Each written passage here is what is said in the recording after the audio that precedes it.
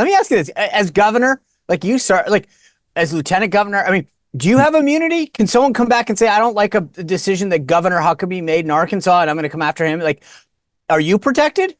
Yeah, I mean, I think every governor of Right. all states would be, because you make decisions, some of which are irrevocable. The decision to carry out the death penalty, for example, is the one that I always said is the most weighted decision we ever make as governors, because I can't fix it. You know, if I carry it out and then 10 years later somebody says, well, turns out that guy really wasn't guilty, what are you going to do to me? I mean, I'm going to feel awful. That's why I took every one of those cases very seriously. But you can't go prosecute the governor because he was acting based on the information that he had at the moment.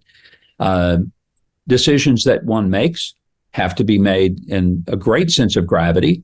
But yeah, you can't prosecute after the fact, particularly after the person's term is over, because you had somebody who just hated his guts and decided this is one way to ruin his life. You know, the funny thing is, I like I said, I don't know why. I'm watching going, government employees have this, police have this, governors, as you point out. Like, to me, this was a no-brainer. It was like, you're absolutely right. We just had never tested it before. So it was like, okay, we might as well fill in that blank that's never had to be filled in. But the broader point that you're making about this should have been 9-3. Yeah. One of the biggest things that upset me was Justice Sotomayor, when she wrote in her dissent, now a president, and this is what she said, can call on SEAL Team 6 to kill a political opponent. The thing that upset me about this was that she dragged the military into this, right? And it is, the military will not execute an unlawful order. And for all this talk, Governor, about undermining public institutions and democracy at stake, that's misinformation. SEAL Team 6, any particular unit, a brigade, an individual unit member, will not execute an unlawful order. And if the president of the United States said something like, go kill my political opponent, they would say, sir, respectfully, that is not a lawful order. I will not execute it. And I was outraged that the left got to perpetrate that level of misinformation and no one fact-checked them. Yeah, fact-checking only happens to Republicans, though, Sean, as you well know. I appreciate that perspective because as a military officer yourself, you certainly know how ridiculous that claim was by Sotomayor.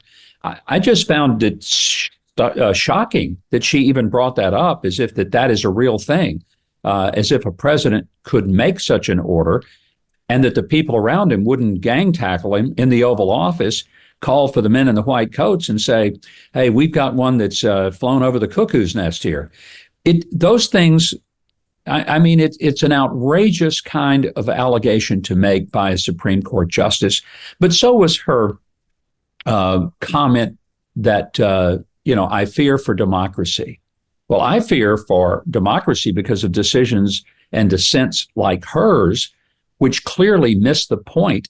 And as I said from the beginning, the essence of this was we didn't need this case for 248 years because no one ever thought that one president, one Justice Department working for that president would prosecute a former president for his acts as a president. This was unthinkable, even in Richard Nixon's day. I lived through all of that. I was a voter during even that period of time. And even then, you didn't have people on the Democratic Party side who suggested that there ought to be prosecution after Nixon left office. It was sort of like, okay, it's over. And of course, Gerald Ford pardoned him, so there was no potential for it. But everyone, even in the midst of that, decided that this is not how we conduct our country. It's not in the best interest. It's like the way banana republics in third world countries deal with their present and former leaders. But we're the United States. We're better than that. And I thought we were until yesterday when I heard some of these Democrats and media people and watched their heads explode. The funny thing is, prior to yesterday, President Biden was very clear that he was proud that he defied the Supreme Court when it came to his student loan forgiveness, which isn't forgiveness. I defied them. I went around them. I showed them. And now today, democracy is under attack because the process worked and you don't like the decision?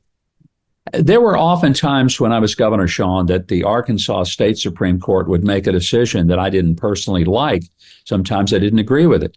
But it didn't mean that I just, have a temper tantrum, get down on the floor like I was a 4-year-old at the supermarket because I didn't get a toy, and decide, okay, I'm going to disband the Supreme Court, or I'm going to demand that they resign.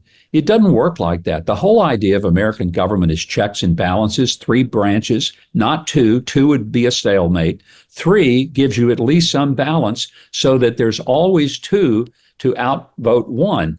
And it was brilliant on the part of our founders. I think sometimes we need to step back, look at how this country was designed, and say, God, thank you for the genius and the wisdom of these individuals who understood the value of a trinity of power, so that there really was a check and balance system, and there was separation of powers. There was equality of powers. It's not that one is more powerful than the other, but there was also this sense in which if one is out of control, the other 2 can correct it.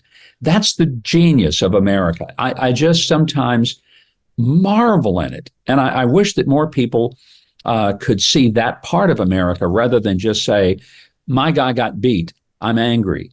I don't care what happens to the system. Let's destroy the system. Let's get rid of it, because there was a decision coming out of it, whether it was the executive, legislative, or judicial branch that I didn't like. So let's burn the whole thing down. That's the mark of a child. It's petulant, but it's dangerous. Yeah. And for all their talk, our side actually, we might utilize the tools of government, but we follow them. They're like, today, AOC is talking about impeaching the justices. Senator Tina Smith from Minnesota is talking about expanding the court. When they don't get a decision, they want to change exactly what you're saying. But I want to pivot to the response last night. I get it, but I want to hear your take. What did you think about not only the response, but the why, right? I have my theories as to why they did what they did last night. But what did you think about how the president responded last night? I thought it was bizarre. I honestly felt, obviously he didn't write it, and he didn't know what he was saying. He was reading off the teleprompter. He didn't End of quote. Here's what she said. She said, in every use of official power, the president is now a king above the law. With fear for our democracy, I dissent. End of quote. So should the American people dissent. I dissent.